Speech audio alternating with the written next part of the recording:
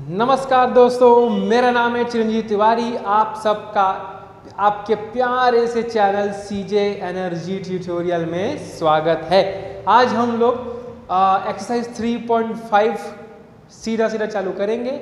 इसके पहले के वीडियो लेक्चर में हम लोगों ने एक्सरसाइज 3.5 के इंट्रोडक्शन पार्ट को हमने कवर किया था, जिसमें हम लोगों ने देखा कुछ एग्जाम्पल्स NCERT बुक्स के। ठीक है, तो आज हम लोग सीधा टैकल करेंगे हम लोग एक्सरसाइज 3.5। ठीक है, तो सबसे पहले हम देखते हैं क्वेश्चन नंबर 1 क्या कहता है। क्वेश्चन नंबर 1 क्या कहते हैं, which of the following pairs of linear equations has unique solutions, no solutions or infinitely many solution. In case there is a unique solution, find it by using cross multiplication method. मैंने सिर्फ अभी question ही पढ़ा है। अरे देखो क्या कहता है, हमारे पास लीनियर पेयर है, हमको बस पता ये लगाना है कि ये जो लीनियर पेयर है वो क्या बोलते हैं, उसका यूनिक सॉल्यूशन होगा कि कोई भी सॉल्यूशन नहीं होगा कि बहुत सारे इन्फिनिटली मेनी सॉल्यूशंस होंगे, है ना। ऐसे टाइप का हम लोगों ने पिछले वीडियो लेक्चर्स में हम लोगों ने सीख चुका है। इसमें भी वैसे ही करना है ना, इसमें भी वैसे ही सेम टू सेम करना है। लेकिन अगर यूनिक सॉल्यूशन आता है, हमको चेक करना है कि तीनों में से कौन सा सॉल्यूशन। अगर यूनिक सॉल्यूशन आता है तो हमें क्या करना होगा, क्रॉस मल्टीप्लिकेशन मेथड अप्लाई करके उसकी वैल्यू निकालनी होगी। किसकी वैल्यू निकालनी होगी, ये जो x और y लिखा हुआ है इसकी वैल्यू हमको निकालनी पड़ेगी। तो चलो शुरू करते हैं। देखो हमारे पास पेयर ऑफ इक्वेशन दिया हुआ है, हमको क्या करना है, बस हमको यहाँ पर पता लगाना है a की वैल्यू, b की वैल्यू, c की वैल्यू, है ना। आपको पता होगा ना, ऐसा आपका a1x plus b1y plus c1 is equal to 0, a2x plus b2y plus c2 is equal to 0। ये इक्वेशंस होते हैं। बस ये दोनों इक्वेशन कंपेयर करो। x के सामने जो होता है वो a1, x के सामने यहाँ कुछ नहीं है, मतलब 1 होता है। नीचे वाला इक्वेशन देखो, x के सामने a2 होता है, नीचे इक्वेशन में क्या है, x के सामने 3 है, तो a2 की वैल्यू 3 है ना, a1 a2। y के सामने b होता है, ऊपर वाले इक्वेशन में b1, नीचे वाले इक्वेशन को b2, तो y के सामने देखो क्या है यहाँ पर 3। जो 3 लिखा है वो गलत है बेटा, क्योंकि यहाँ 3 नहीं है, सामने देखो माइनस है तो -3, क्योंकि यहाँ पर हमारे स्टैंडर्ड इक्वेशन में, ये हमारे स्टैंडर्ड इक्वेशन है, हमारे स्टैंडर्ड इक्वेशन में जो साइन होता है वो प्लस में होता है, बट यहाँ पर क्या माइनस है तो हम माइनस के साथ लिखेंगे। सिमिलरली नीचे वाले इक्वेशन में b2 है तो क्या है -9, और c1 c2 की वैल्यू क्या आएगी, c1 c2 देखो 3 2 नहीं, -3 -2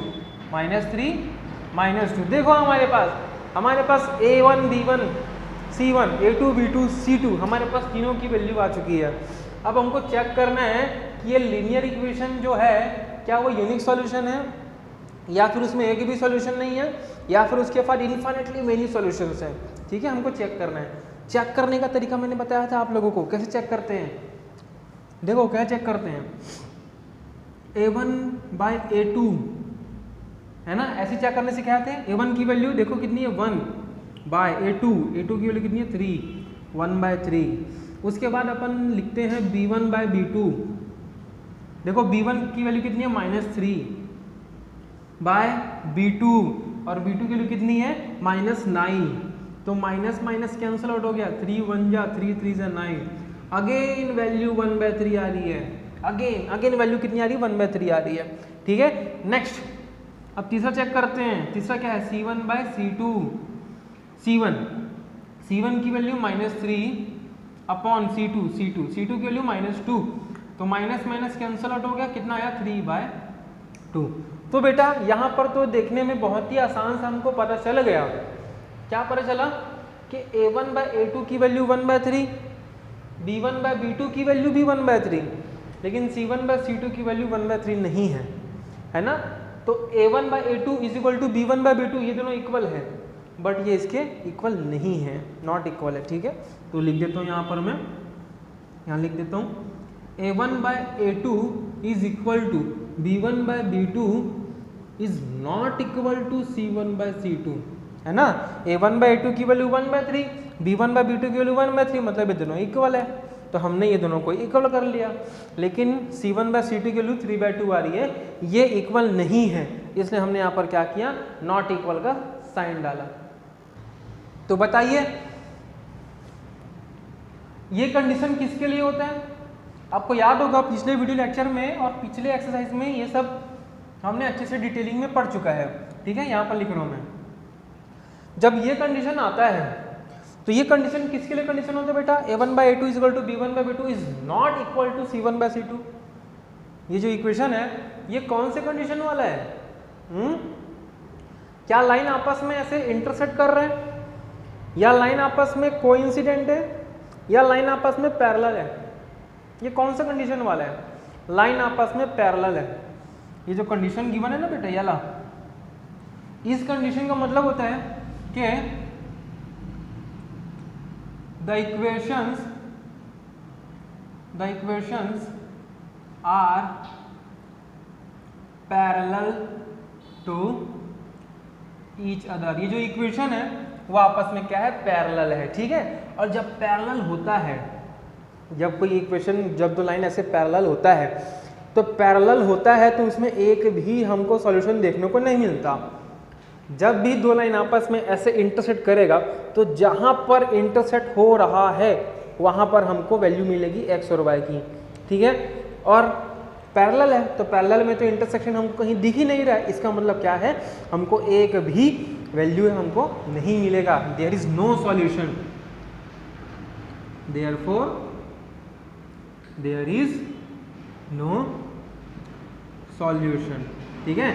इसके लिए कोई भी सॉल्यूशन नहीं होगा। समझ में आना? देखो फिर से बता रहा हूँ, हमारे पास ये इक्वेशन है, हमने इसके स्टैंडर्ड इक्वेशन से हमने कंपैरिजन करके A1/A2 B1/B2 C1/C2 की वैल्यू निकाल दी। उसके बाद हमने A1/A2 करके देखा, B1/B2 करके देखा एंड C1/C2 करके देखा। तो हमने ये पता चला कि A1 मतलब A का जो रेशियो है वो B वाले रेशियो के साथ इक्वल है, but it is not equal to C वाले रेशियो के साथ में। तो ये कंडीशन किसका कंडीशन होता है? ये इक्वेशन आपस में पैरेलल है तो पैरेलल वाला कंडीशन होता है। और जब पैरेलल है आपस में तो उसमें कोई भी सॉल्यूशन हमको देखने को नहीं मिलता, ठीक है। नहीं हमको पैरेलल वाले में सॉल्यूशन देखने को मिलता है। और अगर मान लो दो लाइन कोइंसाइड है तो हर एक पॉइंट पे दूसरा जो लाइन है, दोनों लाइन आपस में टच करते हैं, एक के ऊपर एक ऐसे रखे हुए ना, इसका मतलब हर एक पॉइंट पे दोनों लाइन आपस में टच करते हैं। इसका मतलब हर एक पॉइंट की एक्स वाई की अलग अलग वैल्यू होगी। और अगर आपस में सिर्फ एक पॉइंट पे ही इंटरसेक्ट करते हैं तो एक ही वैल्यू निकलेगी एक्स वाई की। क्लियर है? ठीक है। तो ये कंडीशन था हमारा क्वेश्चन नंबर 1 का। अब देखते हैं क्वेश्चन नंबर 2। यहाँ पर यह क्वेश्चन खत्म ना, क्योंकि इसमें कोई सॉल्यूशन है ही नहीं, इट इज नो सॉल्यूशन। अगर सॉल्यूशन होता तब हम क्रॉस मल्टीप्लिकेशन मेथड से उसकी वैल्यू निकाल दें, ठीक है। बट इसमें कोई सॉल्यूशन नहीं है। आ रहे समझ में? चलिए एक और क्वेश्चन करते हैं हम लोग। देखो लिखा हुआ है 2x + y = 5, 3x + 2y = 8। ये हमारे पास इक्वेशन है, क्वेश्चन है नंबर 2 का, ठीक है। चलिए इसको सॉल्व करते हैं। तो पहले एक बार बताओ, जो क्वेश्चन में गिवन है equation, pair of equation given है, क्या ये इस स्टैंडर्ड वाले की तरह दिख रहा है क्या? नहीं दिख रहा है। क्यों नहीं दिख रहा है? क्योंकि इसके RHS में राइट हैंड साइड में 0 0 है। यहाँ पर है क्या 0 0? नहीं है ना, इसके RHS में 0 नहीं है। तो RHS में 5 है, इस पर आएगा तो साइड चेंज करेगा तो -5। तो मैं सीधा सीधा लिख देता हूँ, इस पर आके -5 और RHS 0 हो गया। और यहाँ पर देखो ये 8 है, वो +8 है, इधर साइड होगा ट्रांसफर होगा तो -8 होगा। तो मैं सीधा सीधा -8 लिख देता हूँ, उस पर 0। समझ में आया ना पहले स्टेप क्या है? अब उसके बाद बेटा ध्यान देना, यहाँ सीधा सीधा हमको बताना है कि a की वैल्यू क्या है। देखो x के सामने a होता है, a1 होता है, तो a1 की वैल्यू 2, y के सामने b1 होता है, तो यहाँ तो कोई नंबर है ही नहीं, तो 1 सपोज करते हैं, b1 की वैल्यू 1। c1 जो नॉर्मल नंबर होता है उसको c1 कहते हैं, और ये बेटा माइनस के साथ में है तो हम क्या करेंगे, माइनस को भी लेंगे। -5 कितनी है -5, ठीक है। उसके बाद A2 x के सामने 3 है तो 3, B2 y के सामने 2 है तो B2 की वैल्यू 2, C2 -8, C2 की वैल्यू -8, ठीक है। ये हमारे पास वैल्यू दिख गई हमारे पास। ये बोर्ड जमा करेगा यहाँ का, चलो बता रहा हूँ। A1 की वैल्यू 2, B1 की वैल्यू 1, C1 की वैल्यू -5, वही लिखा है। A2 की वैल्यू 3, B2 की वैल्यू 2, C2 की वैल्यू -8, ठीक है। हमारे पास आ गया। अब अगला स्टेप क्या होता है बेटा, A1/A2 चेक करेंगे, B1/B2 चेक करेंगे, C1/C2 चेक करेंगे, ठीक है। उसके बाद हम लोग देखेंगे कि इन्फिनिटली मेनी सॉल्यूशंस हैं, नो सॉल्यूशन है या यूनिक सॉल्यूशन है, ऐसी कंपेयर करते हैं ना। चलो A1/A2, A1 की वैल्यू 2 अपॉन लिखा हुआ यहाँ पर, और A2 की वैल्यू 3, B1 की वैल्यू 1 अपॉन B2, B2 की वैल्यू 2, C1 की वैल्यू -5 अपॉन C2 की वैल्यू -8, तो माइनस कैंसिल हो गया, क्या बचा 5/8, ठीक है 5/8। तो देखो A1/A2 2/3, B1/B2 1/2, C1/C2 5/8, तीनों अलग अलग वैल्यू है, तीनों अलग अलग वैल्यू है। तो इसको कैसे लिखेंगे, A1/A2 is not equal to B1/B2, ठीक है। यही छोड़ देना, C वाली रेशियो लिखने की जरूरत बिल्कुल भी नहीं है। मैंने बताया था आपको कि अगर A और B वाले रेशियो ही आपस में इक्वल नहीं होते तो C वाला लिखने की कोई ज़रूरत ही नहीं होती। खैर हम लोगों ने लिख दिया, कोई बात नहीं, आ रहे समझ में ना। और ये कंडीशन किसका कंडीशन है, ये बेटा एक यूनिक सॉल्यूशन का कंडीशन है। डेट मीन्स ये दो इक्वेशन जो है ना, ये दो इक्वेशन किसी एक पॉइंट पे आपस में इंटरसेक्ट करते हैं। तो एक पॉइंट पे आपस में इंटरसेक्ट करते हैं, एक पॉइंट पे करते हैं तो एग्जैक्टली एक वैल्यू हमको मिलेगी, ठीक है। तो ये क्या है, the equations are intersecting at a point, ये किसी एक पॉइंट पे इंटरसेक्ट करते हैं, therefore has a unique solution, इसलिए इनके पास यूनिक सॉल्यूशन होगा, आ रहे समझ में। अब क्वेश्चन ध्यान से देखो, in case there is a unique solution, अगर यूनिक सॉल्यूशन होता है then find it by using cross multiplication method. अगर यूनिक सॉल्यूशन है तो उसको क्रॉस मल्टीप्लिकेशन मेथड से हमको फाइंड करना है, ठीक है। तो ये यूनिक सॉल्यूशन है, तो चलिए हम लोग इस्तेमाल करते हैं cross multiplication method. Cross multiplication method, तो बताओ बच्चों क्रॉस मल्टीप्लिकेशन मेथड क्या होता है। हम लोगों ने सीखा है फॉर्मूला उसका, क्या होता है फॉर्मूला,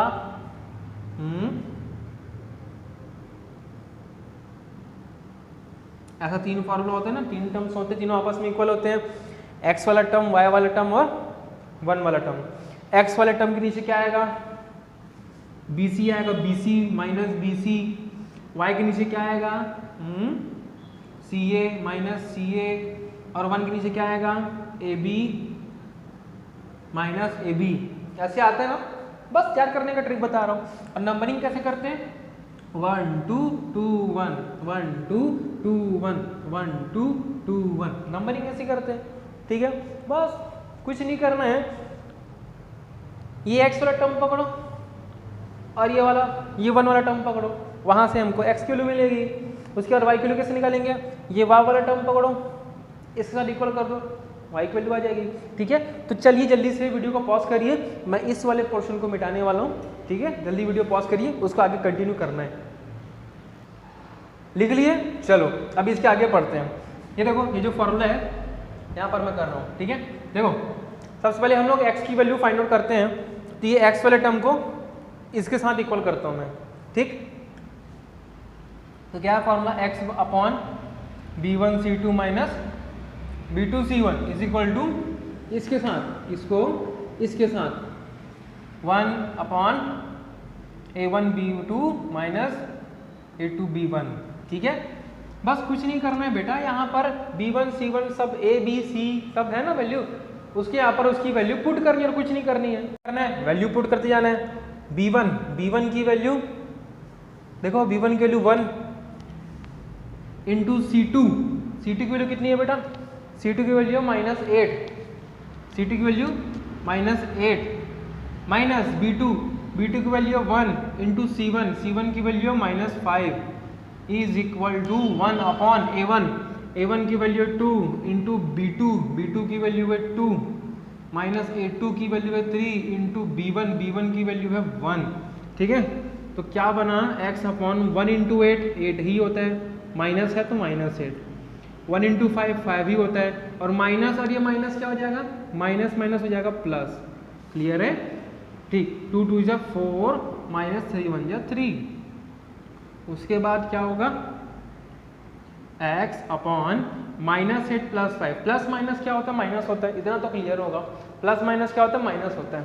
ठीक है, तो माइनस कर दो, 8 में से 5 के कितना बचा, 3 बचा ना, लेकिन साइन +3 की -3, साइन उसी का लगेगा, साइन उसी का लगेगा जो वैल्यू बड़ा होगा, तो दोनों में 8 बड़ा है और बड़े के सामने माइनस है तो माइनस का साइन आएगा।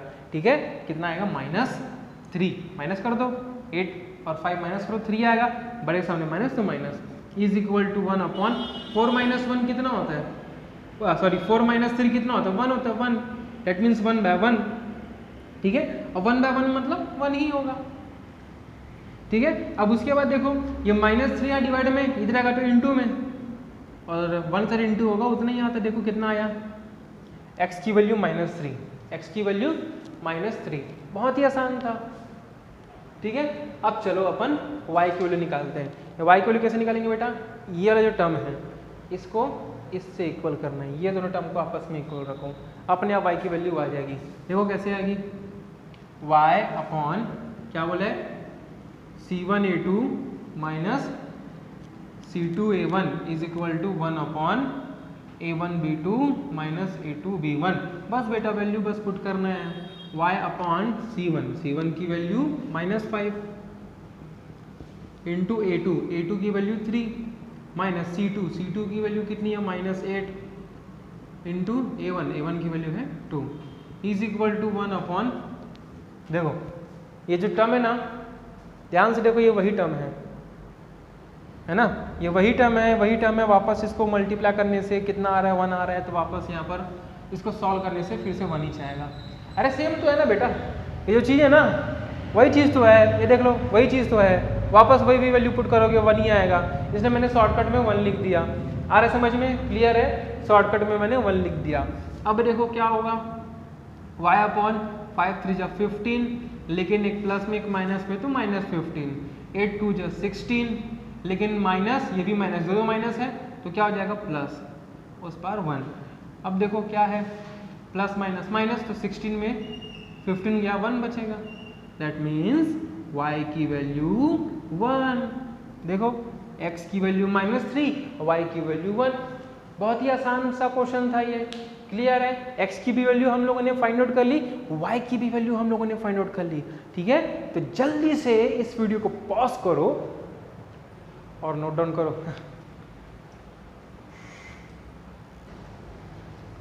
तो चलिए हम लोग बढ़ते हैं अपने नेक्स्ट क्वेश्चन की ओर। देखो बेटा, क्वेश्चन नंबर 1 का जो फर्स्ट और सेकंड पार्ट है एनसीईआरटी बुक का हम लोगों ने अभी देख लिया। ठीक है, उसके बाद क्वेश्चन नंबर 1 में ही 3 4 भी है, उसको आप अपने से ट्राई करिए। सेम है बेटा, पूरा सेम है। आप लोगों को पता होगा, आप लोगों को पता होगा कि यूनिक सॉल्यूशन के लिए कौन सा इक्वेशन होता है। ठीक है, यूनिक सॉल्यूशन के लिए, इनफिनिटली मेनी सॉल्यूशन के लिए कौन सा इक्वेशन होता है, और नो सॉल्यूशन के लिए कौन सा इक्वेशन होता है। ठीक है, बस ये सब चीज़ हम लोगों ने पिछले एक्सरसाइज में हम लोगों ने देख चुका है। ठीक है, तो अगर हमारे पास अगर यूनिक सॉल्यूशन आता है तब जाके हम उसको क्रॉस मल्टीप्लिकेशन मेथड से अपन सॉल्व करेंगे। अगर इनफिनिटली मेनी सॉल्यूशन आता है, नो सॉल्यूशन आता है, वहीं पर stop. Cross multiplication method apply करने की कोई ज़रूरत नहीं है। ठीक है, तो चलो हम लोग अपने अगले क्वेश्चन की ओर आगे बढ़ते हैं। क्वेश्चन नंबर 2, चलिए देखते हैं क्या बोलते हैं question. For which value of a and b, देखो यहाँ पर इस इक्वेशन में ए बी लिखे है ना, ए और बी। तो for which value of A and B, A और बी की ऐसी कौन सी वैल्यू होगी? Thus the following pair of linear equation have an infinite number of solution, have infinite number of solutions, बहुत सारे solutions हैं, infinite number of solutions है, बहुत सारे solutions हैं। तो अगर मान लो दो लाइन आपस में इंटरसेक्ट कर रहे हैं, एक पॉइंट पे कर रहे हैं एक सॉल्यूशन, अब ऐसे हो गया एक के ऊपर ऐसे ऐसे, मतलब दोनों लाइन हर पॉइंट पे इंटरसेक्ट कर रहे हैं, मतलब बहुत सारे x और y की वैल्यू हमको मिलने वाली है। तो उस कंडीशन में जो हमारे पास इनफाइनेटली, ठीक है ना, यहाँ पर इनफाइनेटली नंबर ऑफ सॉल्यूशंस, उस समय जो हमारा इक्वेशन क्या बनता है? हमारा बनता है equation a1 by a2 is equal to b1 by b2 is equal to c1 by c2। ये इक्वेशन बनता है, आप लोगों को याद होगा इनफिनिटी नंबर ऑफ सॉल्यूशंस में ये इक्वेशन बनता है, ठीक है। तो हमारे पास होना चाहिए भाई a1 b1 c1 a2 b2 c2 हमारे पास होना चाहिए, ठीक है। देख लेते हैं यहाँ पर। तो चलो हम क्या करते हैं, सबसे पहले इसको हम लोग स्टैंडर्ड फॉर्म में लिखते हैं। कैसे लिखेंगे? Standard form means, standard form में क्या होता है, जो आर चीज होता है राइट हैंड साइड होता है ना, राइट हैंड साइड होता है, इस तरफ जो राइट हैंड साइड होता है उधर जीरो होता है, यहाँ जीरो है क्या? नहीं है, यहाँ 7 है, तो ट्रांसफर करो उस पर, 7 क्या उस पर जाएगा तो -7, देखो -7 हो गया, इधर आ गया 0। और ये देखो पूरा टर्म, ये पूरा के पूरे टर्म को पूरा एक मान लो, पूरा एक ब्रैकेट में डाल के एक सिंगल टर्म मान लो, ठीक है। इन सब के सामने प्लस है, उस पर गया माइनस हो गया, देखो आर चीज में अब 0 आ गया, ठीक है। अब हमको कुछ नहीं करना है, हमको बस कंपेयर करना है। कैसे कंपेयर करेंगे? हमारे पास स्टैंडर्ड इक्वेशन होता है ना, ठीक है। देखो ऊपर वाले इक्वेशन में x के सामने 2 है तो a1 की वैल्यू 2, y के सामने 3 है तो b1 की वैल्यू 3, और नॉर्मल जो नंबर है वो होता है हमारा c1, और ये -7 है तो -7। क्लियर है? सेकंड इक्वेशन देखते हैं a2 की वैल्यू। सेकंड इक्वेशन, x के सामने जो होता है उसको a2 कहते हैं, ठीक है। x के सामने जो होता है उसको a2 कहते हैं, और x के सामने क्या है? पूरा का पूरा a - b है, पूरा का पूरा a - b है। तो ये पूरा a - b जो है वो क्या बन जा रहा है? a2 की वैल्यू a - b। क्लियर है? y के सामने जो होता है उसको कहते हैं हम लोग b, तो ये b2 है। क्या है? y के सामने पूरा पूरा a + b है तो a + b, किसकी वैल्यू? b2 की value. Now it's time for the c2 की वैल्यू क्या होगी? ये पूरा टर्म c2 की वैल्यू है, और किसके साथ में? माइनस के साथ में, तो -3a + b - 2 ब्रैकेट में। क्लियर है यहाँ तक? तो हमने बस कंपेयर किया और हमने लिख दिया। अब हमारी क्या जवाबदारी बनती है? इस a1 b1 c1 a2 b2 c2 की वैल्यू को हम यहाँ पर पुट करेंगे, इस इक्वेशन में पुट करेंगे। क्यों? क्योंकि इनफिनिटली नंबर ऑफ सॉल्यूशंस है ये, यहाँ पर पुट करते हैं। देखो a1 by a2, a1 कितना है?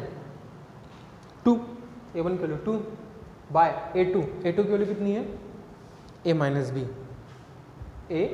b is equal to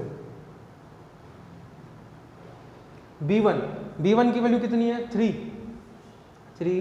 bye b2 की वैल्यू कितनी है? a + b, b2 की value a + b is equal to c1 की वैल्यू क्या है रे? -7, इधर लिख दिया -7 अपॉन c2 की वैल्यू कितनी है? ये बड़ा, ये बाबा इतना बड़ा लिख लेते हैं ना। c2 की वैल्यू कितनी है? -3a + b - 2, ये हमारा c2 हमने लिख लिया। ध्यान से देखो, ऊपर से माइनस है, नीचे भी माइनस है, कट गया ना भाई, माइनस कट गया, हटा दो यहीं से, ऊपर नीचे माइनस हटा दो। तो देखो हमने यहाँ पर वैल्यू पुट कर दिया। अब वैल्यू पुट कर दिया, अब क्या करना है? सॉल्व करना है क्या करना है? सॉल्व करना है, ठीक है। तो चलो एक काम करते हैं, पहले ये दोनों इक्वेशन को इक्वल कर लेते हैं, उसके बाद हम लोग ये दोनों इक्वेशन को इक्वल कर लेंगे। ऐसा तो आपका एग्जाम्पल में हम लोगों ने पिछले वाले लेक्चर में, वीडियो लेक्चर में हम लोगों ने किया है ना। जो बच्चे नए हैं इस वीडियो में वो पिछला लेक्चर जाके देख सकते हैं, ठीक है। सर्च मारिएगा, क्या सर्च मारोगे यूट्यूब में? 10th मैथ्स एक्सरसाइज 10.5 इंट्रोडक्शन आ जाएगा आपके सामने में, CJ एनर्जी ट्यूटोरियल में, ठीक है। तो सबसे पहले हम इन दोनों इक्वेशन को इक्वल करते हैं। क्या है equation? 2 upon a - b is equal to 3 upon A plus B. अब देखो बेटा ये ए प्लस बी यहाँ डिवाइड में है, इधर आके 2 के साथ मल्टीप्लाई होगा,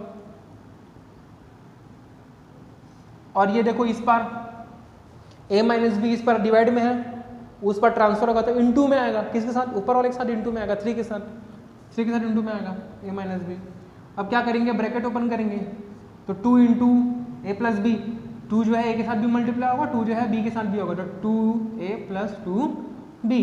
यहाँ पर क्या मिला, 3a माइनस 3b, ये चीज़ मिला। ठीक है, अब एक काम करते हैं, इस इक्वेशन में जहाँ जहाँ ए है उसको एक साइड ले लेते हैं और बी वाले को दूसरे साइड लेके आ जाते हैं।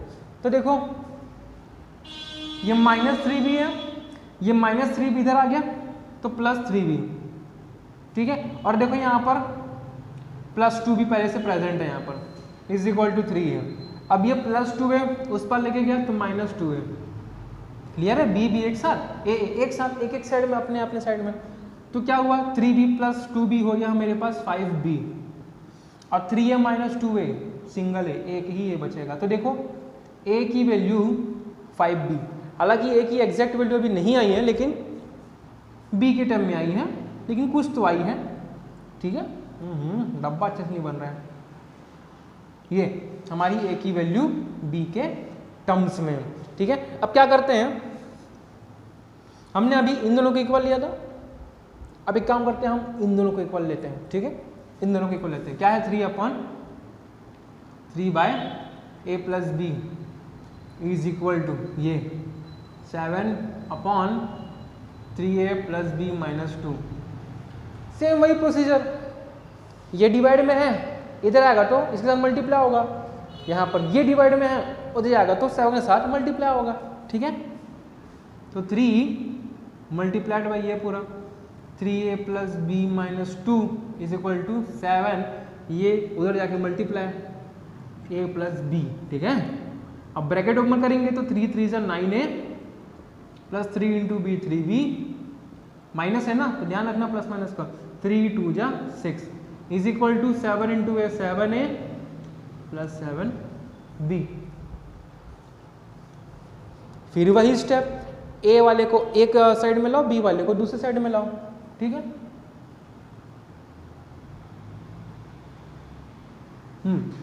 तो 9a यही रहने दो, ये 7a है इधर ला लो तो +7a, इधर आएगा तो -7a। क्लियर है, और ये -6 अभी वैसे रहने दो, 7 भी वहीं पर है, ये 3b प्लस 3b उधर जाएगा तो -3b। तो क्या बचा हमारे पास, 9a माइनस 7a 2a, 9 में 7 -2 कितना आएगा रे 2 आएगा ना, -6 is equal to 7 minus 3, 7b minus 3b कितना होगा 4b। ठीक है, अब देखो क्या करना है हमको, ये जो वैल्यू है a की वैल्यू को यहाँ पर पुट कर देते हैं।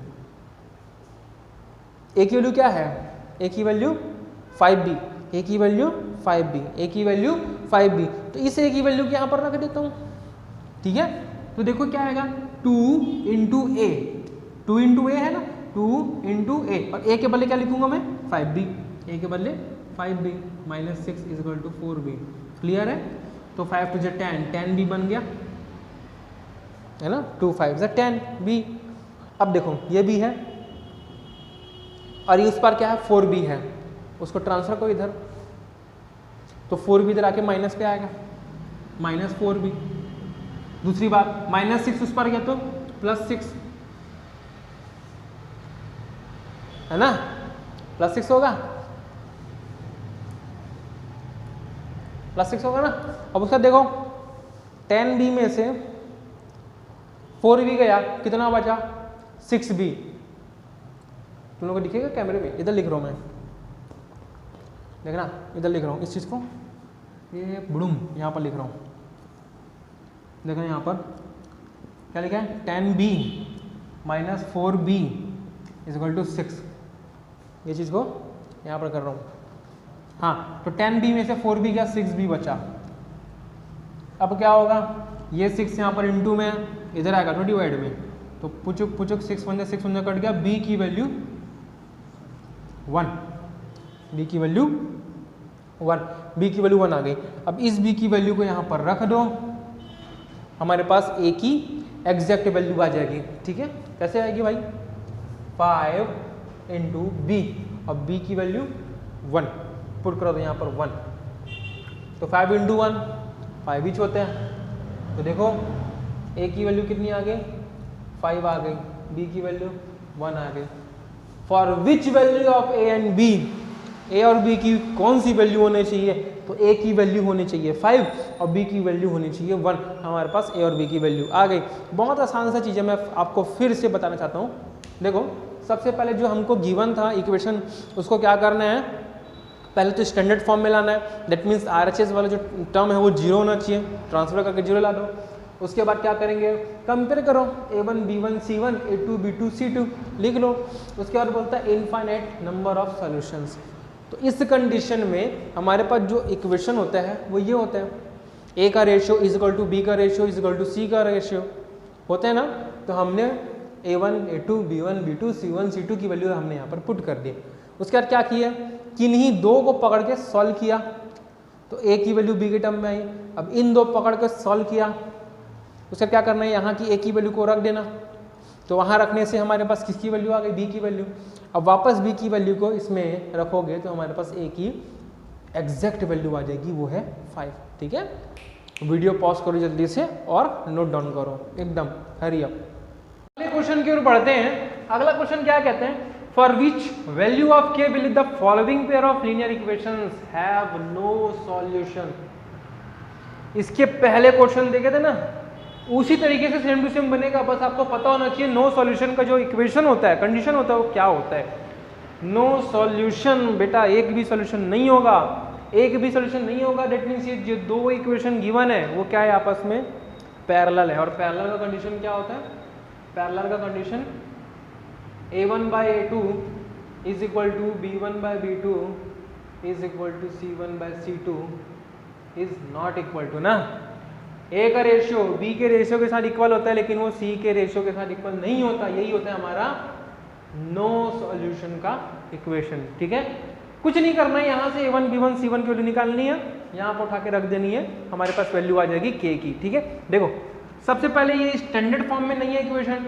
स्टैंडर्ड फॉर्म मीन्स RHS में क्या होना चाहिए? 0 होना चाहिए। तो देखो ये 1 है, इस पर ट्रांसफर करो, -1 हो जाएगा। वैसे ही ये पूरा टर्म क्या है? 2k + 1 इज इक्वल टू के राइट साइड में इस पर डालो, माइनस आ जाएगा, उधर क्या हो जाएगा? 0। अब ये स्टैंडर्ड फॉर्म में है। अब देखो यहाँ पर a1 की वैल्यू x के सामने a1 होता है 3, b1 की वैल्यू y के सामने होता है वो b1 होता है, कुछ नहीं है मतलब 1, c1 की वैल्यू -1। इतना तो सीख ही चुके हो गए आप लोग। a2 की वैल्यू x के सामने जो होता है वो a2 होता है, तो क्या है x के सामने? 2k - 1। b2 की वैल्यू y के सामने k - 1। नाउ c2 की वैल्यू माइनस के साथ में, तो माइनस टर्म में -2k + 1 हमारे पास मिल गया। a1 b1 c1 a2 b2 c2। बस कुछ नहीं करना है, पकड़ो यहाँ पर रख दो।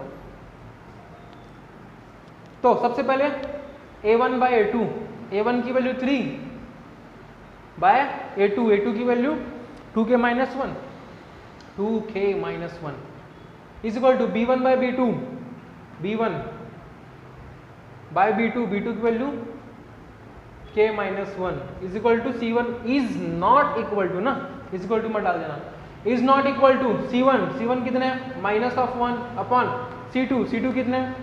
-2k + 1। अब देखो ऊपर नीचे माइनस है, कैंसिल आउट, तो सीधा हटा दो। ये साला प्लस माइनस बहुत दिक्कत करते हैं हर चीज़ में, हटा दो उससे अच्छा। अब देखो क्या करना है, ये दोनों टर्म्स वाले इक्वेशन को आपस में इक्वल करो, आ जाएगा कुछ वैल्यू। ठीक है, देखो कैसे करते हैं। 3/2k - 1 is equal to 1/k - 1। k - 1 यहाँ डिवाइड में है, इधर आएगा तो 3 के साथ मल्टीप्लाई होगा, सीधा कर देते हैं मल्टीप्लाई 3 से, k - 1 इंटू इधर 1 है, ये 2k - 1 डिवाइड में इधर आएगा तो मल्टीप्लाई होगा 1 के साथ, और 1 से मल्टीप्लाई होने के बाद वही नंबर वापस हमको मिलता है। ठीक है, नेक्स्ट स्टेप क्या होगा? ये आपस में इंटू होंगे, 3k - 3 बन जाए 3, RHS एज इट इज रहेगा। अब बहुत ही आसान तरीका, सिमिलर टर्म्स को एक साथ रख लो, के वाले को एक सेट कर लो और जो नॉर्मल नंबर है उसको एक साथ रख लो।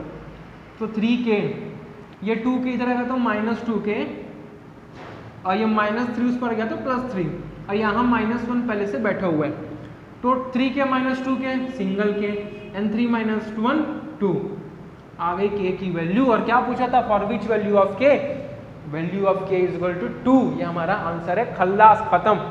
ज़्यादा इसमें दिमाग नहीं लगाना इस क्वेश्चन में, बहुत ही छोटा सा क्वेश्चन था, ठीक है। Now pause the video and note it down. अगला क्वेश्चन हम लोग नेक्स्ट वीडियो लेक्चर में करेंगे।